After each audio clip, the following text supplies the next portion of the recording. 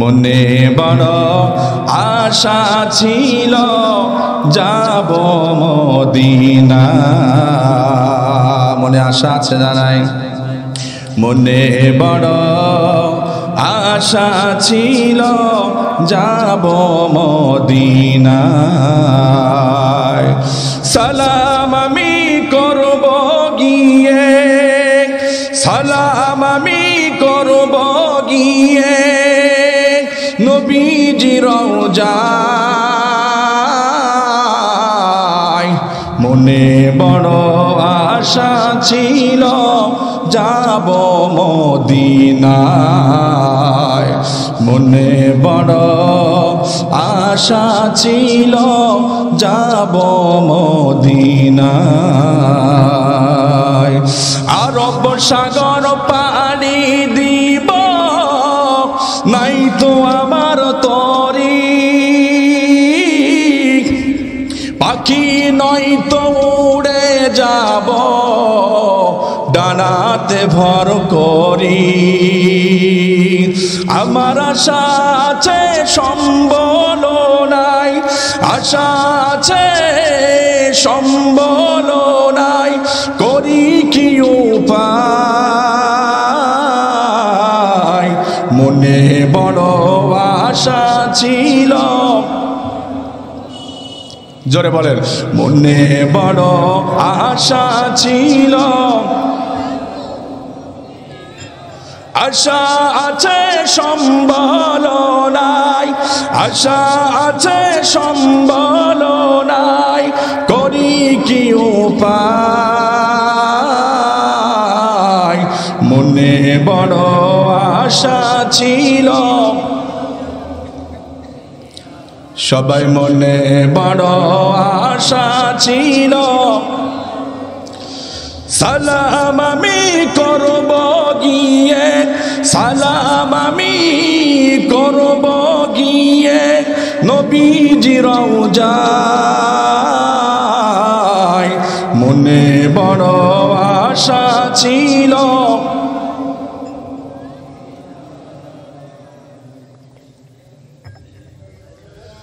মনে বড় আশা ছিল যাব মদিনায়। আশা আছে না নাই? ওই যুবক ছেলেটা আশা করেছে আমি আমার নবী রওজায় যাব, রওজা জিয়ারত করব। 350 মাইল দূর থেকে নিয়ত করেছে। তখন তো এরকম প্লেন ছিল না, জাহাজ ছিল না।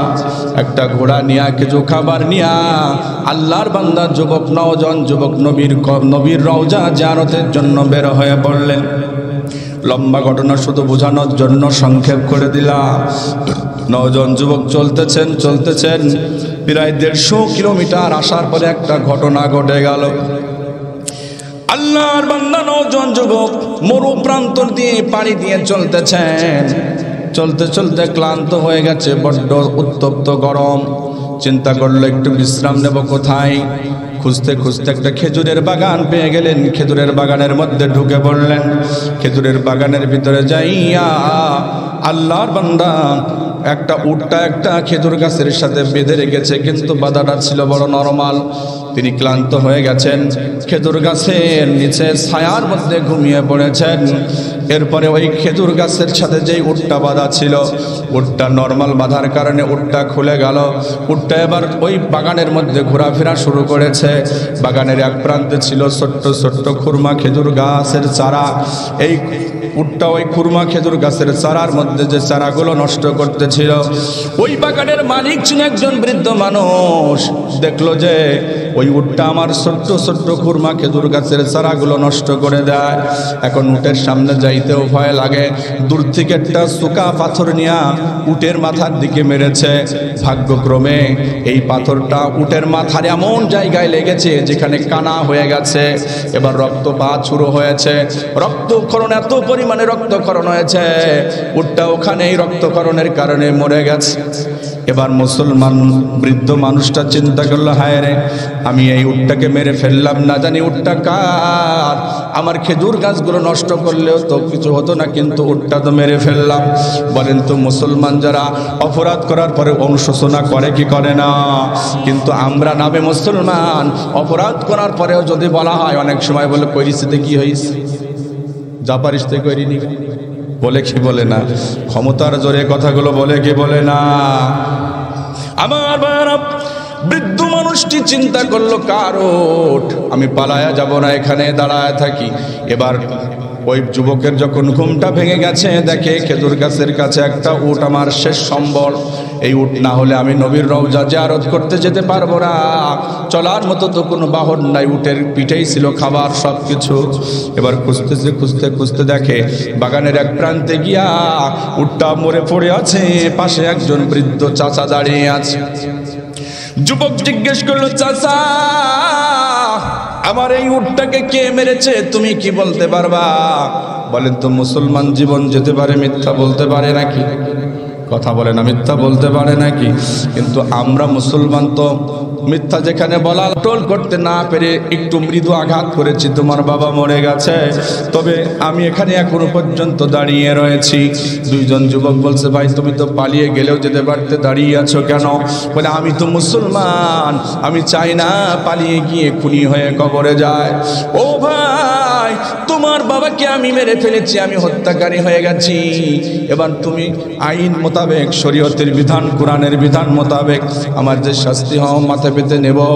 দুনিয়াতে শাস্তি পাওয়া, শাস্তি নেওয়া সহজ, কিন্তু আখিরাতে শাস্তি নেওয়া বড্ড কঠিন, ঠিক কি না? ঠিক আছে চলো, বাবার লাশের দাফন কাফন শেষ করে বলে চলো, এই মুহূর্তে আমাদের রাষ্ট্রপ্রধান হচ্ছে হযরতে আমিরুল মুমিনিন হযরতে ওমর, মসজিদে নববীর কাছে তুমি চলো। এবার চলা শুরু করলেন তিনজন মসজিদে নববীর কাছে, যে হযরতে আমিরুল মুমিনিন হযরতে ওমরের কাছে বিচার কার্য দিলেন। ওগো আমিরুল মুমিনিন, এই নওজোয়ান যুবক আমাদের বাবাকে মেরে ফেলেছে, আপনি বিচার কার্য করেন। এবার বলেন, ওমর বিচার করবে কি মানব রচিত বিধান দিয়ে না কোরআন দিয়ে?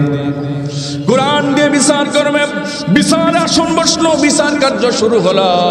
হযরত ওমর বলেন, আল্লাহ কোরআনের মধ্যে বলেছেন, যদি কোনো মানুষকে কেউ হত্যা করে তাহলে হত্যার বদলে হত্যা, তার মানে এই যুবককেও ফাঁসি দিয়ে দুনিয়া থেকে বিদায় দিতে হবে, এটাই হলো বিচার। বলল, ঠিক আছে, আপনি যে বিচার করবেন সেটাই আমি মেনে নেব।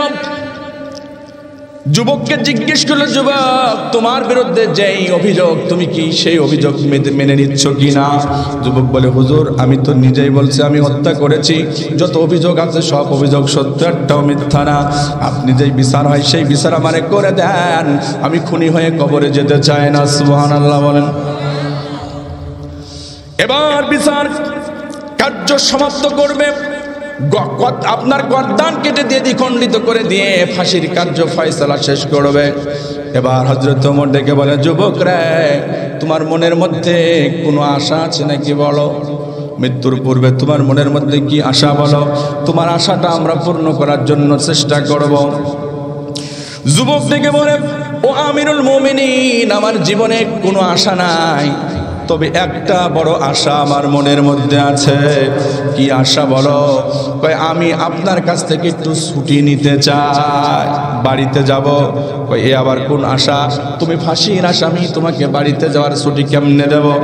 মদিনা থেকে 350 মাইল দূর তোমার বাড়ি, আর তুমি যে তোমার ফাঁসির অর্ডার হয়ে গেছে, এবার তুমি যদি বাড়িতে চলে যাও, তুমি তো আর নাও ফেরত আসতে পারো, তোমার প্রতিবেশীরা তো তোমাকে নাও আসতে দিতে পারে, ঠিক কিনা বলেন?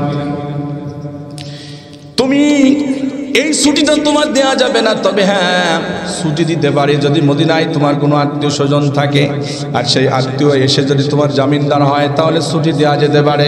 তবে তোমার ছুটি নেওয়ার এত কেন গুরুত্ব দিচ্ছ, কিসের জন্য তুমি ছুটি নিতে চাও? নওজোয়ান যুবক থেকে বলে, আমিরুল মুমিনিন, আমি একজন ব্যবসায়িক মানুষ, ব্যবসা করি, ব্যবসার উদ্দেশ্যে অনেক সময় অনেক দূরে যেতে হয়। আমরা বাজার থেকে মাল কিনে এনে বাড়িতে বিক্রি করি। আমি একটা বাজারে গিয়েছিলাম, কিছু মাল নিয়েছিলাম বাকিতে, যার কাছ থেকে বাকিতে মাল নিয়েছিলাম সে ছিল ইহুদি দোকানদার। তার কাছ থেকে কিছু আমি বাকিতে মাল নিয়ে এনেছি, কিছু টাকা আমি তার কাছে ঋণী আছি। আমি যদি এই মুহূর্তে মরে যাই, আমার ওই ঋণের কথা আমার মা বাবা কেউ তো জানে না। তাহলে ওই ইহুদি যদি আমার এই ঋণের টাকা না পায়, তাহলে ওই ইহুদি সারা জীবন বলবে মুসলমানরা ঋণ খেলাফি, আমার জন্য সকল মুসলমানকে গালি দেবে। 1 2 নম্বর, আমি দুনিয়া থেকে বিদায় হয়ে গেলে পারেও আল্লাহ পাকের রাসূল বলেন, একজন শহীদ যখন শহীদ হয়ে যায় আল্লাহ সব গুনাহ মাফ করে দেয়, কিন্তু ঋণের গুনাহ মাফ করে না, ঠিক কিনা? 1 টাকা ঋণ, 1 টাকা মেরে খাওয়া, জুলুম করা, এইগুলো আল্লাহ কখনো মাফ করবেন না। আমাকে যদি আপনি একটু ছুটি দিতেন, আমি বাড়িতে যেতাম, ওই ইহুদির টাকাগুলো পরিশোধ করতাম, এরপর আবার আপনার কাছে ফিরে আসতাম, এরপরে যদি আপনি আমার ফাঁসি দিতেন একটু আরামে মরে যেতে পারতাম। হযরত আমিরুল মুমিনিন বলে, তোমাকে ছেড়ে দিতে পারি মদিনায় যদি কোনো জামিনদার পাও, যদি তোমার কোনো আত্মীয় থাকে, তোমার যদি কোনো পরিচিত কেউ থাকে আর তোমার জামিনদার হয়ে যায়, আর তোমাকে আমরা ছেড়ে দেব। তুমি যদি না আসো, জামিনদার হিসাবে ওই লোকটার ফাঁসি দিয়ে আমরা কার্যকর শেষ করব। যুবক ডেকে বলে, আমিরুল মুমিনিন, তাহলে আর আমার বাড়ি যাওয়া হলো না, কারণ এই মদিনা অপরিচিত মদিনা। নবীর রওজা মোবারকে এসেছিলাম, নবীর রওজা জিয়ারত করব বলে। এই মদিনাতে আমার কেউ নাই। এই মদিনাতে যদি আমার মা থাকতো, মা চাইতো না ঋণ খিলাপি হয়ে আমি দুনিয়া থেকে বিদায় হয়ে যায়। এই মদিনাতে যদি আমার ভাই থাকতো, আমার ভাই চাইতো না আমি ঋণ খিলাপি হয়ে দুনিয়া থেকে বিদায় হয়ে যায়। আমার এই মদিনাতে কেউ নাই, কোনো আত্মীয় স্বজন বলতে কেউ নাই। তাহলে তো কিছু করার নাই, তোমার মৃত্যুদণ্ড কার্যকর করা হবে। জল্লাদকে ডেকে বলা হলো, জল্লাদ এর মৃত্যুদণ্ড কার্যকর করা হোক। এবার জল্লাদ হাতে ছুরি নিয়ে সামনের দিকে যায়। হঠাৎ দেখা গেল হযরত আবু যর রাদিয়াল্লাহু তাআলা আনহু, আল্লাহ রাসূলের সাহাবী, দাঁড়িয়ে পড়লেন। জল্লাদ থামো, আমার ভাই নওজোয়ান যুবক এসেছে 350 কিলোমিটার দূর থেকে নবীকে রওজা মুবারকে জিয়ারত করার জন্য। এখানে যদি তার কোনো একটা আপন ভাই থাকতো, ভাই চাইতো না তার ভাই ঋণ পরিশোধ না করে কবরে যাক, যেহেতু তার কোনো আপন রক্তের সম্পর্কের কেউ নাই। তবে আমার রাসূল বলেছেন, এক মুসলমান আরেক মুসলমানের আপন ইমানের ভাই, ঠিক কিনা বলেন? আমি আজকে আমার ওই ভাইয়ের ইমানি ভাই হতে হয়ে জামিনদার হয়ে যেতে চাই। আমি চাই না আমার ইমানি ভাই, আমার মুসলমান কালিমাওয়ালা ভাই ঋণ পরিশোধ না করে কবরে যায়। আমিরুল মুমিনিন হযরত ওমর বলল, তুমি কি জানো এর পরিণতি কি? ওই যুবকের বাড়ি আমরা চিনি না, 350 মাইল দূর, তুমিও তো চেনো, অপরিচিত মানুষ। ও যদি না আসে তাহলে কিন্তু তোমার মৃত্যুদণ্ড কার্যকর করে আমরা বিচার কার্য শেষ করে দেব। আবু যর বলেন, নো প্রবলেম, কোনো সমস্যা নাই। আমি ওই ভাইকে 350 মাইল দূরে আমি চিনি না, তবে ও যে একটা কালিমাওয়ালা ইমানদার, এটাই হলো তার সবচেয়ে বড় পরিচয়, ঠিক কিনা বলেন? আমার ভাইরা, হযরত আবু যর রাদিয়াল্লাহু তাআলা আনহুকে জামিনদার বানায় দেওয়া হলো। আমিরুল মুমিনিন বলল, যুবক যাও, তোমার ছুটি দিয়ে দেওয়া হলো, 1 মাসের ছুটি তোমারে দিলাম। আগামী আরবি মাসের প্রথম শুক্রবারের জুমার নামাজের আগে তুমি মসজিদ নববীতে উপস্থিত হয়ে যাবে। আর মনে রেখো, তুমি যদি উপস্থিত না হও, তোমার ভাই আবু যর রাসূলের সাহাবীকে কিন্তু আমরা মৃত্যুদণ্ড দিয়ে বিচার কার্য শেষ করে দেব। যুবক বলল, আমি চলে গেলাম। যুবক চলে গেল, লম্বা ঘটনা। এরপরে যুবক বাড়িতে গিয়েছেন, টাকা নিয়েছেন, ওই ইহুদির ঋণ পরিশোধ করেছেন। এই কাজ চলতেছেন, কারণ 350 মাইল দূর যেতে আসতে তো অনেক সময় লাগে। এবার ঋণ পরিশোধ করে বাড়িতে এসেছে। যেদিন বাড়ি থেকে বিদায় নিয়ে চলে আসবে, এবার সুন্দর করে সাবান দিয়ে গোসল করেছে, নতুন পোশাক সবচেয়ে দামি যেটা সেইটা সে পরেছে, গায়ের ভিতরে আতর সুরমা মেখেছে। এরপরে মায়ের কাছে যায়, বলে, মা আমি তোমার সন্তান, তুমি কি চাও যে আমি খুনি হয়ে পৃথিবী থেকে বিদায় নিই? কই না, আমি তো চাই না বাবা। কি হয়েছে বল? সন্তান চোখের পানি ছেড়ে দিয়ে বলে, মা তোমার থেকে আমি অনেক দিন বিদায় নিয়ে ব্যবসার জন্য চলে গেছি, আবার ফিরে এসেছি রে মা। তুমি আর না খেয়ে আমারে খাওয়াইছ, তুমি না পড়ে আমারে পড়াইছ। আমার এমন কোনো জায়গা নাই যে তুমি চুম্বন, আদরের চুম্বন তুমি দাও নাই রে মা। আমি অসুস্থ হলে পারে তুমি রাত্রে ঘুমাও নাই। ও মা, ব্যবসা থেকে ফিরতে দেরি হলে পারে তুমি কত কষ্ট পেয়েছো গো মা। ও মা, কত বিদায় নিয়েছি, কিন্তু আজকের বিদায়টা মা বড় ভিন্ন বিদায় রে মা। চোখে পানি ছেড়ে দিয়ে যুবক কান্দার বলে, মা তোমার বুকের সাথে আমার একটু আদর করে শেষবারের মতো একটু জড়ায় ধরো রে মা। কি হয়েছে বাবা বল। তখন ছেলেটি বলে, মা এই ঘটনা ঘটেছে, তবে সত্যিকারী মা আমি নিজে ইচ্ছা করে কিন্তু ওই বৃদ্ধ লোকটাকে খুন করি নাই রে মা। ও মা, আমার কবনের ভিতরে একটু চুম্বন দিয়ে দাও, শেষ চুম্বন আমার একটু আদর করে দাও, আমার একটু বিদায় দিয়ে দাও রে মা। যুবকের কথা শুনে মা কেঁদে ফেলেছেন। খবরটা চতুর্দিকে আত্মীয় স্বজনের কাছেও চলে গেল। প্রতিবেশীরা এসে ভিড় জমালো, হায় হায় এই যুবক চলে যাবে, আর কখনো এই যুবকের সাথে আর কোনো আত্মীয় স্বজনের দেখা হবে না। মা জননী কাটা কবুতরের মতো সন্তানকে বিদায় দিতে চাই না, কান্না করে। প্রতিবেশীরা বলল, ভাই তুমি 350 মাইল দূর থেকে আবার কেন তুমি নিশ্চিত মৃত্যু জেনে যাচ্ছ? তোমাকে ধরতে পারবে না, তোমাকে কখনো খুঁজেও পাবে না, তুমি কেন যাচ্ছ? ওই মুসলমান নওজোয়ান যুবক তখন বলেছিল, শোনো আমার জন্য একজন জামিনদার হয়েছে, কয় তাকে তো তুমি চেনো না, কয় তাকে আমি না চিনতে পারি কি, কিন্তু সে তো আমার কালিমাওয়ালা ভাই। সুবহানাল্লাহ বলেন, লা ইলাহা।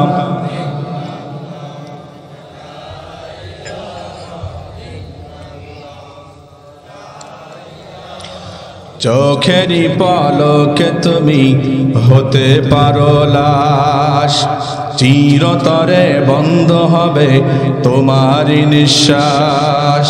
ঠিক না? চোখেরই পলকে তুমি হতে পারো লাশ, চিরতরে বন্ধ হবে তোমারই নিঃশ্বাস।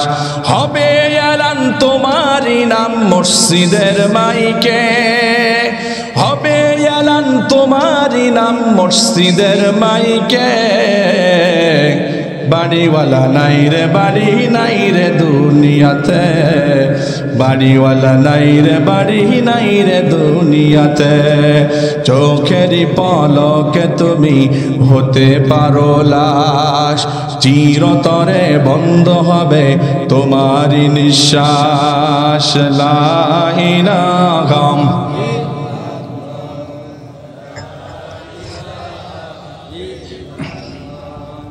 লা ইলাহা ইল্লাল্লাহু মুহাম্মাদুর রাসূলুল্লাহ। কষ্ট হচ্ছে ভাই, আর অল্প সময় শেষ করে দেব ইনশাআল্লাহ।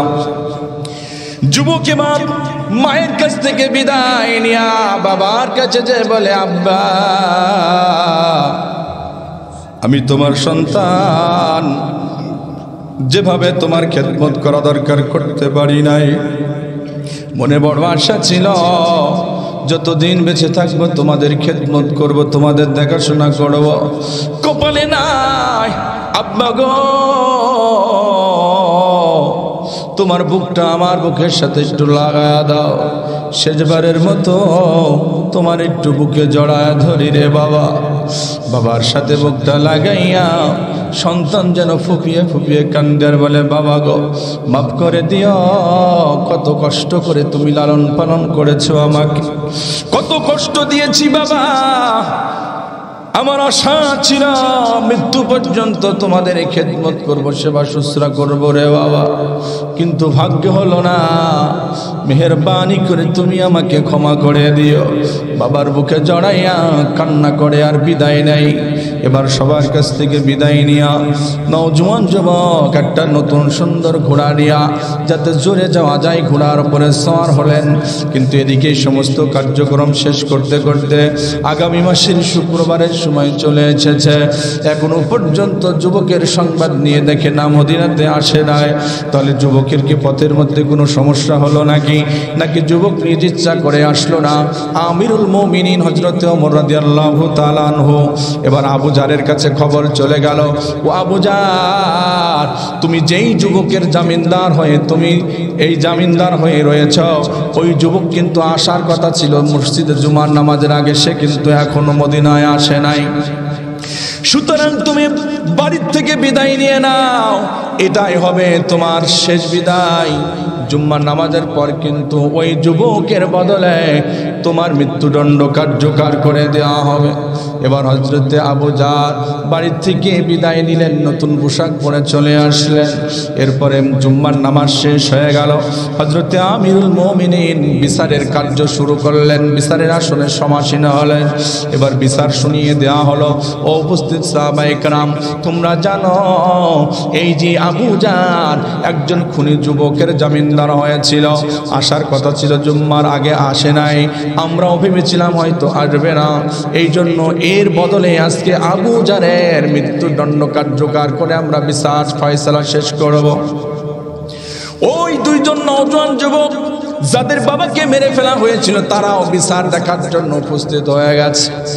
এবার আবু জারকে মারার জন্য জল্লাদকে অর্ডার করা হলো, তার কল্লা থেকে ধরকে দ্বিখণ্ডিত করে দাও, মৃত্যুদণ্ড কার্যকর করো।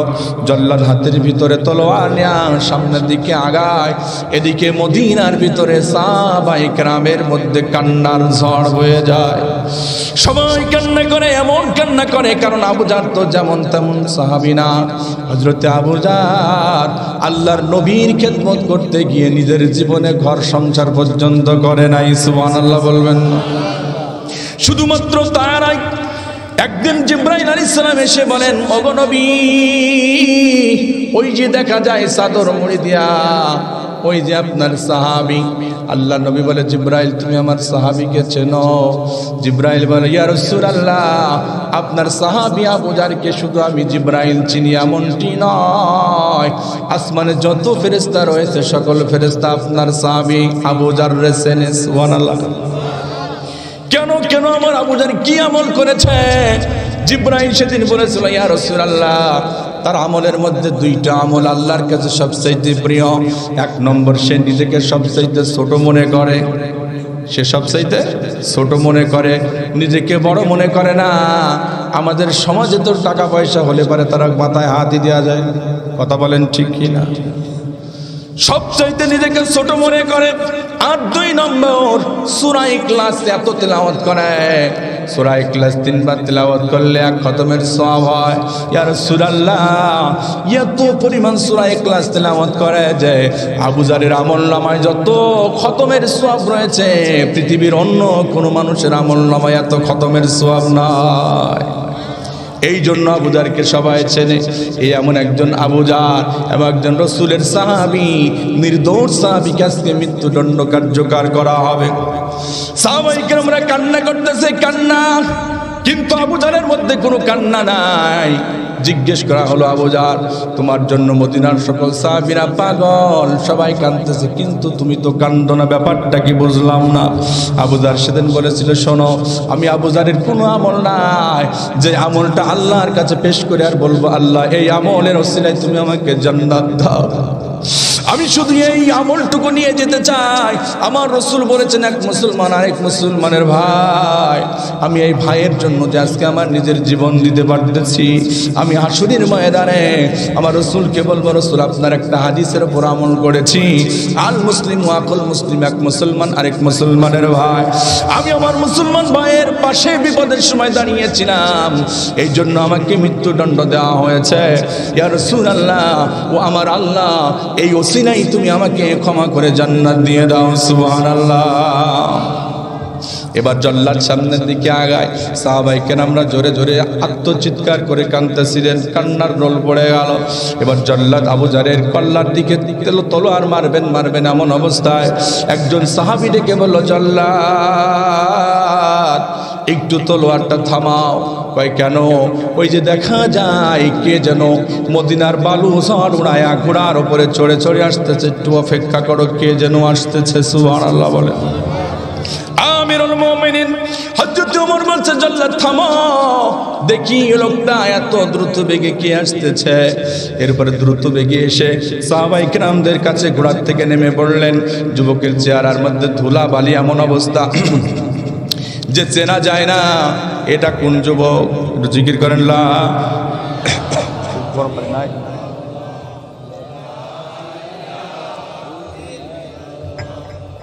গরম পানি নিয়ে আসতে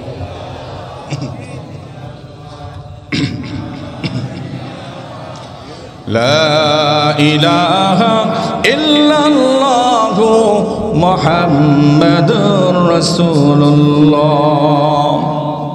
আমার ভাইরা এবার ওই 9 জন যুবক নেমে পড়লেন আর বললেন, ভাই আমি তোমাদের কাছে ক্ষমা চাই, কারণ হলো আমি আমার রাস্তার ভিতরে আসতে গিয়ে আমার ঘোড়ার অ্যাক্সিডেন্ট হয়ে গিয়েছিল, আমার ঘোড়ার জিন পোস্টটা হারাই গিয়েছিল, এইগুলো খোঁজাখুঁজি করতে গিয়ে প্রস্তুতি নিয়ে আসতে দেরি হয়ে গেছে। তোমরা আমার নির্দোষ ভাই আবু জারকে ফাঁসির মঞ্চ থেকে নামিয়ে দাও। সুবহানাল্লাহ। এবার আমিরুল মুমিনিন চোখের পানি রাখতে পারেন নাই, সাহাবীদেরকে বলতে, সাহাবীরা যে 9 জন যুবক নিজের ফাঁসি কার্যকর করার জন্য 350 মাইল দূর থেকে মা বাবার কাছ থেকে বিদায় নিয়ে আসতে পারে, আমার মনে হয় আমার আল্লাহ রাব্বুল আলামিন ওই যুবককে আগেই ক্ষমা করে দিয়েছে। কিন্তু তারপরে তো কোরআনের বিচার করতে হবে, কোরআনের বিচার কার্যকর করার জন্য তোমরা সবাই প্রস্তুতি গ্রহণ করো। হযরতে আমিরুল মুমিনিন যুবককে কোলের ভিতরে নিয়ে বলে, যুবক রে, তোমার মতো যুবক আর আমি জীবনে কাউরে দেখি নাই। নিশ্চিত মরণ জানার পরেও তুমি 350 মাইল দূর থেকে চলে এসেছ, তোমার মতো পুত পবিত্র মানুষ আমি আর জীবনে দেখি নাই। যুবকের জন্য এবার অন্যান্য সাহাবায়ে কেরামরাও মায়া জেগে গেল। সবাই চিন্তা করলে এমন যুবক তো দেখা যায় না। সবাই এবার কান্না যুবকের জন্য শুরু করেছে। জল্লাদকে অর্ডার করা হলো, এবার আসল খুনিকে তুমি মৃত্যুদণ্ড কার্যকর করে বিচার শেষ করো। জল্লাদের হাতের ভিতরে তলোয়ার দেওয়া হলো। এবার অন্যান্য সাহাবায়ে কেরামরাও কান্নার রোল পড়ে গেল। এমন একজন পুত পবিত্র 9 জন যুবককে আজকে ফাঁসির কাস্টে দিয়ে মৃত্যুদণ্ড দেওয়া হবে। সবাই কান্না করে, আমিরুল মুমিনিন হযরত ওমরও কান্না করে।